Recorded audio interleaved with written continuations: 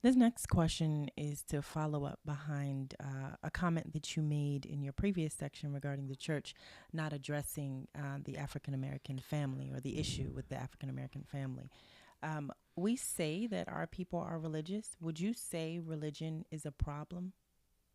For us, Mm-hmm. when we were in Kenya, the people in Kenya kept emphasizing that as Africans, these were not just the Kenyan people.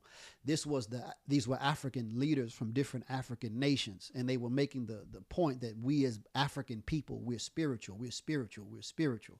But you are also the least developed on earth. And don't think that that white man who came there and colonized you and built industry on your back, don't think he wasn't coming from the Bible. The difference is he is reading the Bible in a certain language and you're reading it in another. You're reading the Bible in the language he gave you, meaning the understanding that he gave you. And when he reads deep.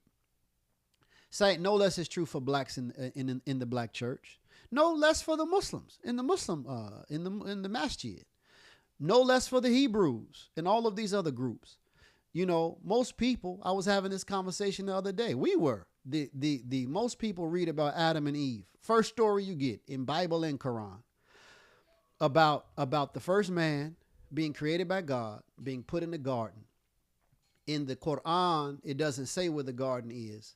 In the Bible, it says the garden was in the east of Eden, or it was in Eden. Pardon me, Eden, and Eden is believed to be where those rivers, the Mesopotamian river, I can't even think of the name right now, is the Fertile Crescent. That's what they call it, the Fertile Crescent. 99% of people see that, read that, and all they have in their mind are two naked people running around in a garden. Two naked people running around in a garden. And when the devil came, an actual snake came and whispered to them, eat from this tree. And they bit an apple and said, oh my God, we're naked. Now, that's a shame for grown adults to think like that. I'm not blaming the grown adults. What I'm saying is, this is where religion is. Malcolm put it best, and I mentioned this before. He put it, I'm putting it in my own words, but he gave this logic. When you go to school in kindergarten, you learn A, B, C, D, E, F, G.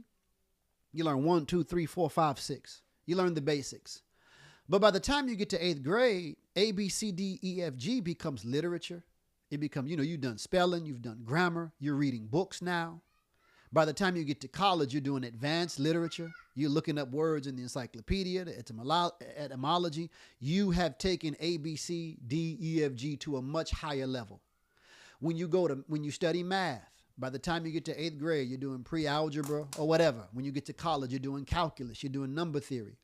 The point is that every other field of knowledge that we engage in advances as we get older.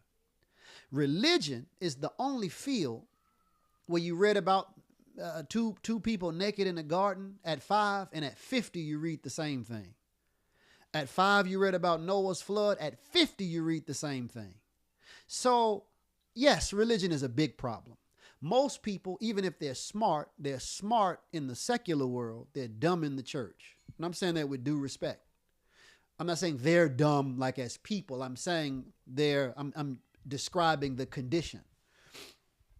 And that's the case in amongst the Muslims too. So where did this come from? So I'll give you an example. Let's just stick with the story of Adam. Adam, as the first man put in the first world, let's just take the story of him being put in the garden. But what was his job? His job was to cultivate the garden. His job was to be productive. In their scripture, of the people of the book, they are told, be fruitful and multiply and replenish the earth.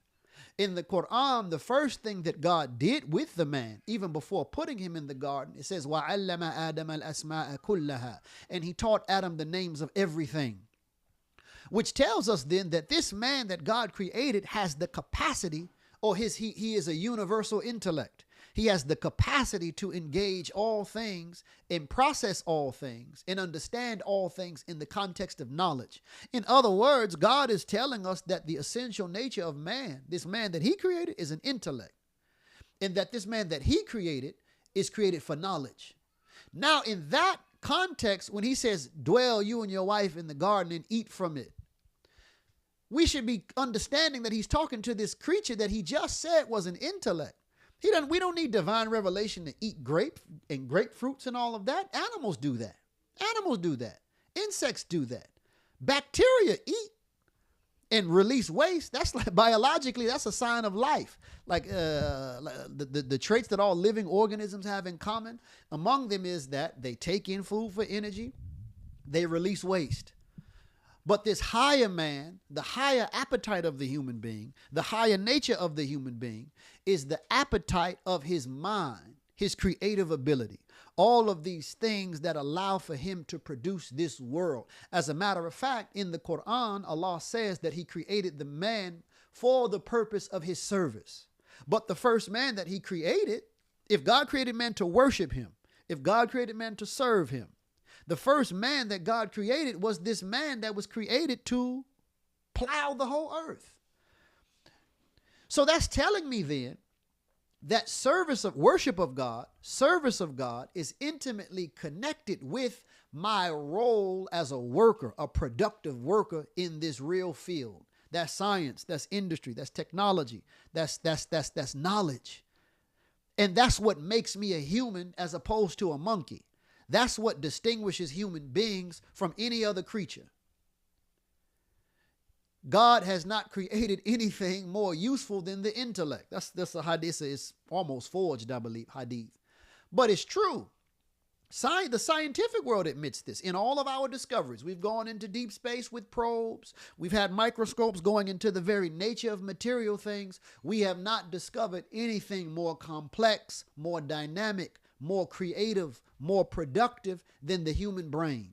Now, if the human brain is this unique thing that God gave us, the one that we say we worship, why would he now give us religion to have us do nothing but sing and shout until we fall out, or meditate until we pass out, or chant until we pass out? That's stupid. I wouldn't even be in religion if I had that type of teaching. What I got to do that for? This whole big, beautiful world, and my life is in terms of its performance, in terms of its expression, is nothing more than another animal. No, what makes me a human is this precious mind and everything that it can do. That's what religion comes for.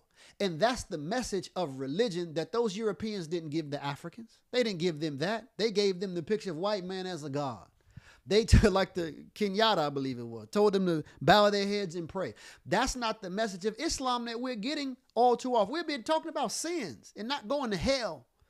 And if Allah can forgive all your sins. Well, the biggest sin in Black America, especially with Black men, is lack of productivity, lack of vision. How can it be 70+% of our homes are without a father? How is that not a sin for us not to address that? That's a bigger issue, because that problem, not only is it the sin of sex outside of marriage, more often than not only is it the problem of sex outside of marriage that's causing all of these motherless homes, but also we know what type of sins follow from that. Most of the crime in our community is from those sins. Most of the problems and the issues that we face as a people come from that very simple sin of neglect. So I don't accept. And I encourage us to not accept this messaging that we get, where it's all about being a good person and making sure you have a lot of good deeds on the day of judgment so you won't go to hell and you'll go to heaven. And all we have in our mind of a heaven is no more than those two naked people running around in the garden that we started with. No. Do we want good deeds? Yes, of course. I'm not saying that. Oh, do we believe that we have to return to God? Yes. I'm not saying that we don't. What I'm saying is that the issue of prioritization, I want to meet God knowing that I helped change my community. I want to meet God knowing that I used the human faculties that he gave me to the greatest ability to serve community. You see what I'm saying? I'm not saying that the belief in God and the last day and all that is illegitimate. I'm talking about what I'm prioritizing as work in terms of getting to that last day. Because I think I see this too often with Muslims, Jews, and Christians. In the black community, the brother says more prayers than he spends more hours in prayer than he does in the field working. Them babies can't eat them prayers, black man.